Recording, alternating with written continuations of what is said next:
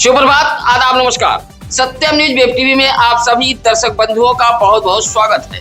भदोही जिले की फटाफट खबरों को लेकर एक बार फिर हाजिर हूं मैं नसीर कुरैशी। आज गुरुवार की खबरों में क्या कुछ है, देखिए भदोही जिले की इस बड़ी खबर के साथ। भदोही जिले के हाईवे पर दौड़ती सवारियों से भरी एक कार आग का गोला बन गई। देखते ही देखते आग का गोला बनी कार जलकर पूरी तरह खाक हो गई है। प्रत्यक्षदर्शियों के मुताबिक कार में चालक सहित 2 अन्य लोग सवार थे। आग लगते ही चालक ने कार रोक दी और सभी ने भागकर अपनी जान बचाई। यह हादसा औराई के प्रयागराज वाराणसी हाईवे के बाबूसराय गुड़िया बॉर्डर के पास का है। हालांकि आग लगते ही चालक कार से नियंत्रण खो बैठा और कार हाईवे के डिवाइडर से जा टकराई। कार में आग लगी कि इस घटना से हाईवे पर अफरा तफरी फैल गई थी। यह सेंट्रो कार प्रयागराज से वाराणसी की तरफ जा रही थी। कार में सवार सभी मौके से फरार हो गए थे। इससे यह जाहिर होता है कि कार में सवार किसी को गंभीर चोटें नहीं आई हैं। मौके पर पहुंची भीड़ में लोगों ने कार का नंबर सर्च किया तो सेंट्रो कार महाराज के शुभम सिंह के नाम पंजीकृत होना बता रही है। हादसा बुधवार की दोपहर 12 बजे का बताया गया है। सूचना पर औराई पुलिस भी पहुंच गई थी। एडमिशन के नाम पर सुरयामा के दर्जनों छात्र ठगी के शिकार हुए हैं। बीडीसी में एडमिशन के नाम पर सुरयामा इलाके के 19 छात्राओं से लाखों रुपए ठग लिए गए हैं। बुधवार को सुरयामा कोतवाली पर पहुंचकर राकेश यादव, अक्षय कुमार बिंद, अंकित कुमार यादव, सत्यम सोनी, विजय कुमार शर्मा, अमित पटेल, राजकुमार यादव, यदुवेंद्र यादव जैसे छात्रों ने एक शिकायती पत्र सौंपते हुए आरोप लगाया कि सुरयामा के हरिहरपुर निवासी राजकुमार नामक व्यक्ति ने बीडीसी में एडमिशन कराने के नाम पर किसी छात्र से 10,000, किसी छात्र से 15,000 तो किसी से 20,000 रुपए वसूले हैं। 19 छात्रों से एडमिशन के नाम पर लाखों रुपए ठग लिए गए हैं। अब ना तो एडमिट कार्ड दिया गया है और ना ही परीक्षा कराई गई। राजकुमार फोन भी नहीं उठा रहा है। छात्रों ने सुरयामा कोतवाली पुलिस को शिकायती पत्र देते हुए कार्रवाई की मांग की है। विश्वविद्यालय के रूप में भदोही जिले को बड़ी सौगात मिली है। उत्तर प्रदेश की योगी सरकार ने भदोही जिले को विश्वविद्यालय दे दिया है। लंबे समय से भदोही जिले के छात्र नेता विश्वविद्यालय की मांग करते चले आ रहे थे। जहां अब काशी नरेश राजकीय स्नातकोत्तर महाविद्यालय को काशी नरेश विश्वविद्यालय बनाया जाएगा। उच्च शिक्षा मंत्री योगेंद्र उपाध्याय ने इसकी घोषणा कर दी है। काशी नरेश विश्वविद्यालय को लेकर उच्च शिक्षा मंत्री योगेंद्र उपाध्याय की ओर से भदोही जिले के सूचना विभाग के जरिए बुधवार को इसकी जानकारी मीडिया तक भेजी गई है। भदोही जिले में छात्र छात्राओं की मेहनत रंग लाई है। काशी नरेश राजकीय स्नातकोत्तर महाविद्यालय को विश्वविद्यालय बनाए जाने को लेकर जिला पंचायत अध्यक्ष अनुरुद्ध त्रिपाठी ने कहा कि उत्तर प्रदेश की योगी सरकार उच्च शिक्षा सुनिश्चित करने के लिए लगातार ठोस कदम उठा रही है। उत्तर प्रदेश के मुख्यमंत्री योगी आदित्यनाथ ने भदोही जिले को विश्वविद्यालय के रूप में बड़ा तोहफा दिया है। दर्ज मुकदमे को वापस लेने की मांग को लेकर बाप बेटे पर हमला किए जाने का मामला सामने आया है। ज्ञानपुर के कंसापुर कांसीराम आवासीय कॉलोनी निवासी सुरेश चंद्र अग्रहरी ने ज्ञानपुर कोतवाली पुलिस को एक शिकायती पत्र देते हुए बताया कि वह ज्ञानपुर बाजार से अपने घर कांसीराम आवास जा रहा था। रास्ते में घात लगाकर बैठे राजन उर्फ आदित्य मौर्य, लवकुश यादव व कुछ अज्ञात व्यक्ति गाली गलौज देते हुए दर्ज मुकदमे को उठाने की धमकी देने लगे। विरोध करने पर उसे व उसके बेटे अर्पित को मारपीट कर घायल कर दिया गया है। दर्ज मुकदमे को उठाने व सुलह समझौते को लेकर विकास भवन रोड ब्रह्म बाबा मंदिर के पास मारा पीटा गया है। घायल बाप बेटे का उपचार जिला अस्पताल ज्ञानपुर में कराया गया है। सुरेश चंद्र अग्रहरी ने ज्ञानपुर कोतवाली पुलिस को शिकायती पत्र देते हुए मुकदमा दर्ज करने की मांग की है। आखिरकार भदोही शहर के स्टेशन रोड फूलन देवी तिराहे के पास चलने वाले new rhythm hospital and child care centre संचालक के खिलाफ भदोही जिले के स्वास्थ्य विभाग ने मुकदमा दर्ज करा दिया है। मुख्य चिकित्सा अधिकारी डॉक्टर संतोष कुमार चक के निर्देश पर उप मुख्य चिकित्सा अधिकारी डॉक्टर आशीष दुबे व डॉक्टर ए के मौर्य ने जांच की थी। जांच में पाया कि हॉस्पिटल बिना पंजीकरण, धोखाधड़ी व झोला छाप की श्रेणी में आता है। जांच अधिकारियों ने रिपोर्ट मुख्य चिकित्सा अधिकारी को सौंपी थी। अब भदोही सीएससी अधीक्षक डॉक्टर समीर उपाध्याय की तहरीर पर भदोही कोतवाली पुलिस ने शहर के स्टेशन रोड फूलन देवी तिराहे के पास चलने वाले new rhythm hospital and child care centre के संचालक अनुज कुमार पुष्पाकर के खिलाफ अलग अलग धाराओं में मुकदमा दर्ज कर लिया है। इस हॉस्पिटल को लेकर लगातार शिकायतें मिल रही थी। इस खबर को सत्यम न्यूज ने प्रमुखता से चलाया था। आखिरकार अब संचालक के खिलाफ स्वास्थ्य विभाग ने मुकदमा दर्ज करा दिया है। रेलवे ट्रैक पार करते समय एक महिला के साथ हादसा हो गया है। एक के बाद एक दोनों ट्रैक पर ट्रेन आने से यह बड़ा हादसा हुआ है। चपेट में आने से 60 वर्षीय कौशल्या देवी नामक महिला की मौत हो गई है। हादसा ऊंच थाना इलाके के बसही गांव के रेलवे फाटक के पश्चिमी छोर का है। कोयरौना के रामकिशुनपुर बसही निवासी स्वर्गीय सियाराम यादव की 60 वर्षीय पत्नी कौशल्या देवी पड़ोसी गांव मुगराहा में मौजूद अपने खेत में खड़ी धान की फसल को देखने गई थी। फसल देखकर लौट रही थी। ऊंच के बसही रेलवे फाटक से 50 मीटर दूर पश्चिमी छोर से पैदल रेलवे ट्रैक पार कर रही थी। तभी अचानक दोनों ट्रैक पर ट्रेन आ गई। प्रयागराज से वाराणसी की तरफ जा रही पवन एक्सप्रेस ट्रेन की चपेट में आने से कौशल्या देवी की मौत हो गई। हादसा होते ही सनसनी फैल गई थी। सूचना पर रोते बिलखते परिजन भी पहुंच गए थे। फिलहाल ऊंच पुलिस ने शव को कब्जे में लेकर पोस्टमार्टम हेतु भेज दिया था। सुविधा शुल्क लेकर अपात्रों को पट्टा दिए जाने का मामला अब गर्मा गया है। बुधवार को बड़ी संख्या में ग्रामीण जिलाधिकारी कार्यालय पहुंचकर ग्राम प्रधान, हल्का लेखपाल व राजस्व निरीक्षक पर गंभीर आरोप लगाए हैं। मामला डीह ब्लॉक के गोधना ग्राम सभा का है। गोधना ग्राम सभा से डीएम कार्यालय पहुंचे अजय कुमार, योगेंद्र कुमार, नंदलाल, शिवशंकर मौर्य, विजय प्रकाश जैसे ग्रामीणों ने जिलाधिकारी कार्यालय को एक पत्र सौंपते हुए आरोप लगाया कि ग्राम प्रधान सीताराम यादव, हल्का लेखपाल राकेश कुमार तिवारी सुविधा शुल्क लेकर अपात्रों को पट्टा दिए जाने के फिराक में हैं।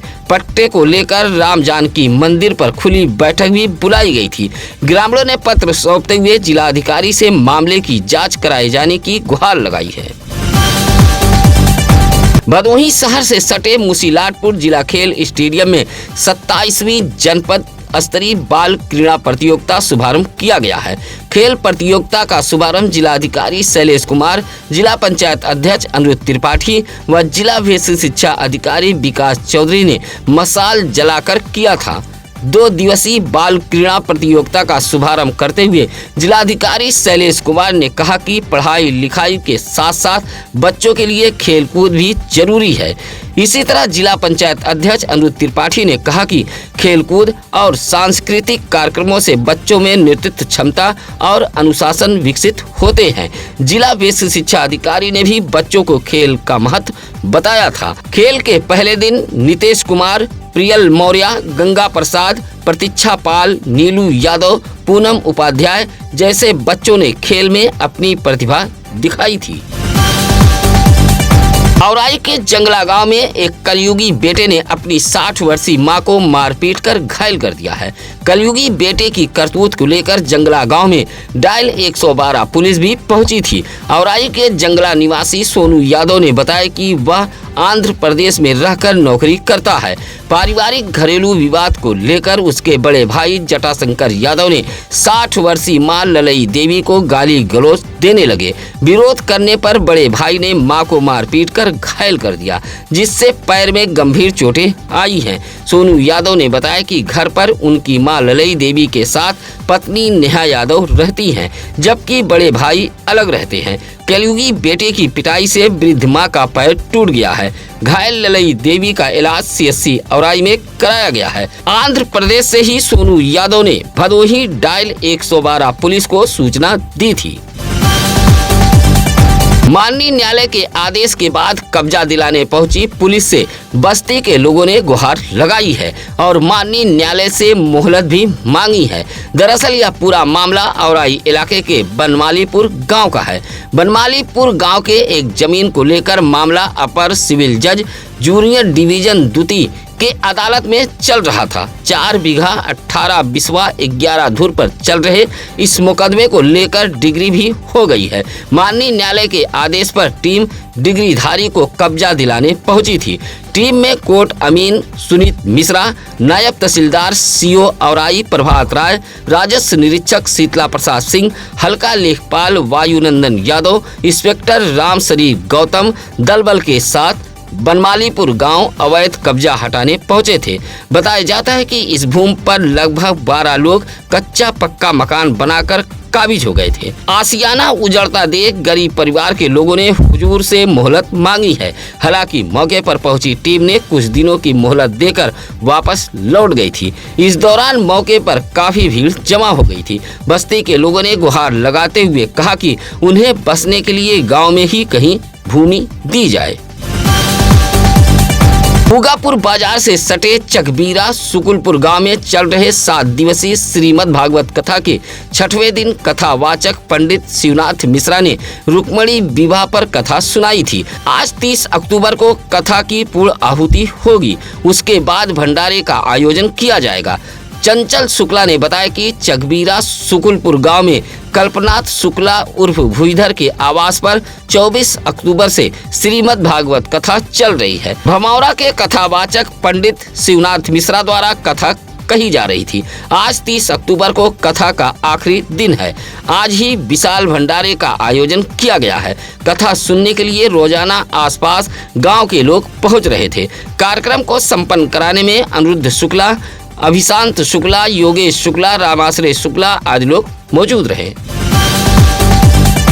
उत्तर प्रदेश राज्य ग्रामीण आजीविका मिशन के तहत काम करने वाली ICRP महिलाओं ने ज्ञानपुर विकास भवन पहुंचकर नाराजगी जताई है।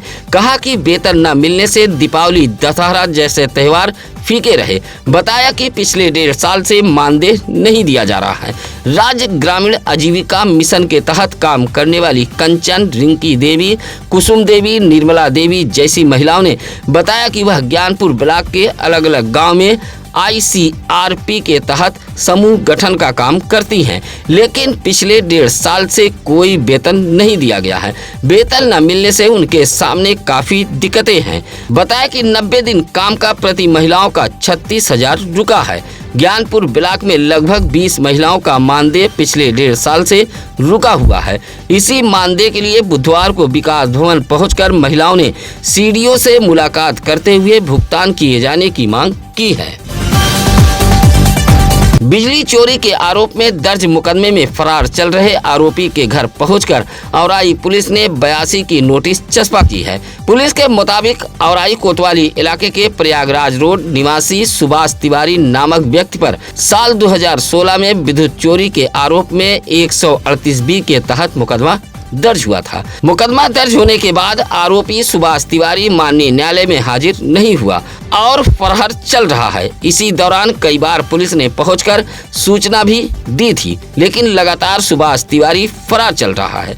जहां माननीय न्यायालय के आदेश के बाद बुधवार को औराई पुलिस ने पहुंचकर सुभाष तिवारी के घर पर नोटिस चस्पा करते हुए तय समय के अंदर माननीय न्यायालय में हाजिर होने की बात कही है।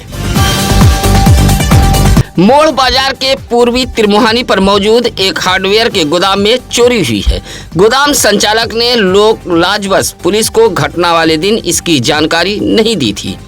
घटना के दूसरे दिन गोदाम में हुई चोरी की जानकारी डायल 112 पुलिस को दी गई थी। मोड़ बाजार निवासी महेश प्रसाद जायसवाल ने बताया कि बाजार में ही फर्नीचर हार्डवेयर की दुकान चलाते हैं।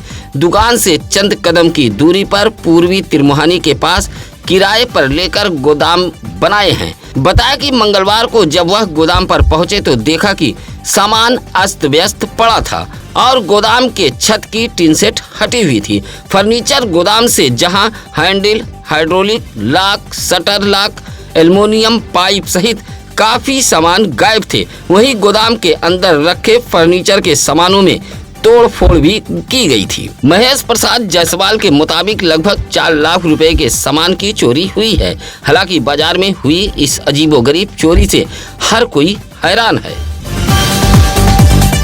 गोपीगंज नगर के गिराई में 9 दिवसीय श्रीमद् भागवत कथा ज्ञान यज्ञ का शुभारंभ हो गया है। बुधवार को भागवत कथा को लेकर कलश शोभा यात्रा निकाली गई थी, जहां सिर पर महिला पुरुष कलश रख ज्ञानपुर रोड, सदर मोहाल, पश्चिम मोहाल, खड़हट्टी मोहाल, मिर्जापुर रोड, बड़ी चौराहा होते हुए कथा स्थल पर पहुंचकर कलश स्थापित किया गया था। वृंदावन से आए कथावाचक आयुष जी महाराज द्वारा कथा कही जा रही है। कथा स्थल पर मुख्य यजमान संजय कुमार उमर, अशोक कुमार उमर, सुनीता रीना के साथ रमेश कौशल, लवकुश कुमार, किशन लाल आदि लोग मौजूद रहे। ज्ञानपुर दुर्गागंज मार्ग के ज्ञानपुर देहाती नहर के समीप आगे जा रही टाटा मैजिक के पीछे स्कूटी जा घुसी। स्कूटी चला रहे इसरत अंसारी घायल हो गए हैं। सुरियावा के चकचंदा निवासी दिनेश मिश्रा नामक चालक टाटा मैजिक छोटा हाथी लेकर दुर्गागंज से ज्ञानपुर की तरफ जा रहा था। देहाती नहर के समीप पहुंचा तभी एक राहगीर सड़क पार कर रहा था।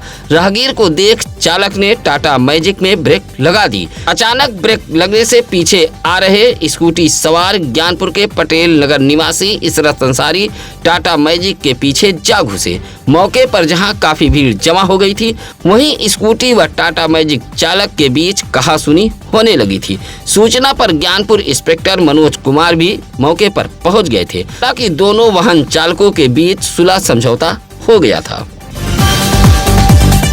भदोही जिले में दहेज लोभी ससुरालियों की एक और करतूत सामने आई है। युवक ने पहले युवती को प्रेम जाल में फंसाया, निकाह किया। अब पति, सास, ससुर एक बिस्वा भूमि व 5 लाख रुपया नकदी मांग करने लगे। मांग पूरी न होने पर विवाहिता को मारपीट कर उसके मासूम बच्चे के साथ घर से निकाल दिया गया है। अब दहेज लोभी ससुरालियों पर पुलिस ने मुकदमा दर्ज कर लिया है।